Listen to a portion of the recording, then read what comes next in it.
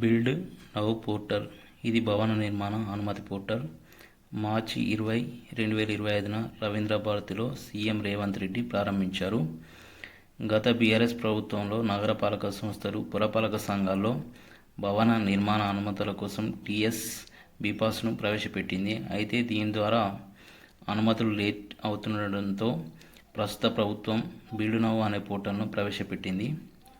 ఈ టీఎస్ బీపాస్ ద్వారా అనుమతులకు 30 రోజులు పడుతుండగా బిల్డ్ నౌ అనే పోర్టల్ ద్వారా కేవలం 4 నిమిషాల్లోనే అనుమతులు లభిస్తాయి.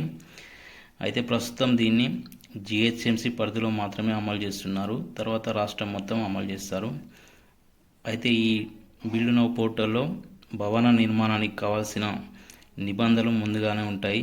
ఎవరైతే భవన నిర్మాణం కోసం కావాల్సిన పత్రాలను ఈ పోర్టల్లో అప్లోడ్ చేస్తారో అప్పుడు ఏఐ వాటిని విశ్లేషించి పత్రాలు అన్నీ సరిగ్గా ఉంటే కేవలం 4 నిమిషాల్లోనే అనుమతిని మంజూరు చేస్తుంది. అయితే ఇప్పటికే టీఎస్ బీపాస్లో అప్లై చేసుకున్న వారికి అనుమతులు వచ్చేంత వరకు టీఎస్ బీపాస్ కూడా పనిచేస్తుంది. తెలంగాణ ప్రభుత్వం ఇటీవల కాలంలో మీ టికెట్ యాప్ను ప్రవేశపెట్టింది.